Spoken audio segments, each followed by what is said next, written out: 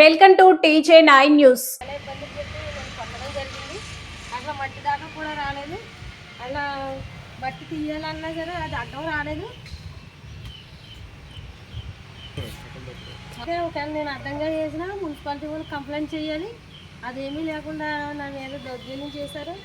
నన్ను మొత్తం రోడ్డు మీద పడేసి కొట్టడం జరిగింది.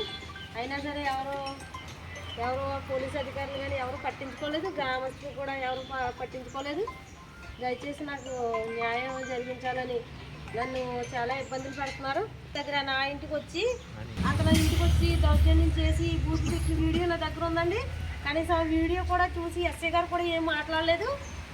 నా మీద దౌర్జన్యంగా నిజంగా చాలా దారుణమైన ఘటన ఇది.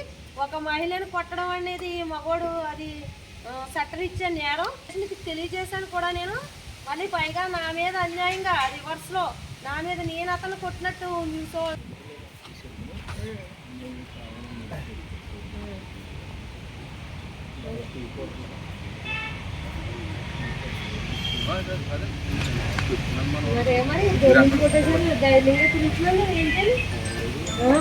అయితే నిజంగా ఒకవేళ నేను రోడ్డుకి అడ్డంగా మట్టేసిన పక్కన వేసిన ఎక్కడేసినా సరే నాకు మున్సిపాలిటీ వాళ్ళు ఫోన్ చేయడం కూడా లేదు, ఏమీ లేదు అసలు.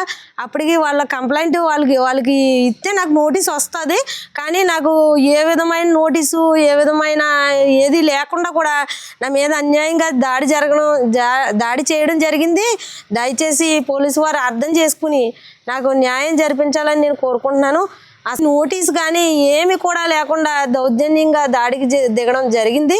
ఈ అన్నిటికి కారణం దాకే సత్తుబాబు, కాశీ రామచంద్రరావు అనే ఇద్దరు వ్యక్తులు నన్ను దారుణంగా కొట్టడం జరిగింది. దారుణంగా ఇంట్లో నుంచి లాక్కొచ్చి రోడ్డు మీద పడేసి జుట్టు పట్టుకుని ఎక్కడ పడితే అక్కడ పట్టుకుని వెయ్యిరాని స్థలాల్లో చేతులు వేసి బట్టలు చింపేసి చాలా దారుణంగా స్పృహలేని పరిస్థితి చేశారు. నాకు చాలా అన్యాయం జరిగింది. దయచేసి పోలీసు వారు నాకు న్యాయం ఇప్పటి వరకు నాకు ఎలాంటి న్యాయం జరగలేదు. దయచేసి నాకు న్యాయం జరిగించాలని కోరుకున్నాను. అదే కాదు, నేను ఇంటి దగ్గర ఒంటరిగా ఉన్నాను. నేను ఒంటరి మహిళను. అంటే నా భర్త జవాన్గా పనిచేస్తున్నాడు. నేను ఇద్దరు పిల్లల్ని వేసుకుని నా ఇంట్లో నేను కాపురం ఉంటున్న టైంలో నా ఇంటి మీదకి వచ్చి నా మీద అసలు వాళ్ళకి ఇక్కడ రావాల్సిన సంబంధం కానీ ఏ విధమైన హక్కు కూడా లేదు. దుర్మార్గంగా దారుణంగా నా ఇంటి మీదకి వచ్చి నా మీద దారుణం చేయడం జరిగింది.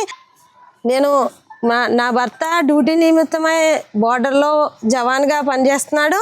అయితే నేను ఒంటరిగా జీవిస్తున్నాను. నాకు రక్షణ లేదు, నాకు తోడెవరూ లేరు. నాకు రక్షణ కల్పించవలసిందిగా నేను పోలీసు వారిని వేడుకుంటున్నాను. దయచేసి నాకు ప్రాణహాని ఉంది. మీరు దయతో పోలీసు వారు అధికారులు అర్థం చేసుకుని నిజంగా ఒక జవాన్ భార్య మీదే ఇలాంటి దాడి జరిగిందంటే సామాన్యుల పరిస్థితి ఏంటి, అసలు మన సమాజంలో ఏం జరుగుతుంది, అసలు ఏం చేస్తున్నారు, ఇలాంటి దాడులు జరుగుతుంటే అధికారులందరూ ఎక్కడున్నారు, ఏం చేస్తున్నారు, నిద్రపోతున్నారా? నిజంగా ఈ రోజు నేను కనుక ఆ రోజు చనిపోతే నా పిల్లలకు ఆధారం ఎవరు లేరు. నేను స్పృహ లేని స్థితిలో నేను హాస్పిటల్లో అడ్మిట్ అయ్యాను. నాకు ఇప్పటి వరకు మాట్లాడి ఇది కూడా లేదు, మాట్లాడలేని స్థితిలో ఉన్నాను నేను. అసలు పోలీసు వారు ఏం చేస్తున్నారు? నాకు అన్యాయం జరుగుతుంటే నా మీద కేసు కట్టడం ఏంటి? ఇది ఎక్కడైనా ఉందా? ఏ రాజ్యాంగంలో రాసి ఉంది ఇలాగ ఆడదాని మీద దాడి చేసి ఆడదాని మీద కేసు పెట్టి ఇవన్నీ చేయమని ఏ రాజ్యాంగంలో రాసి ఉంది?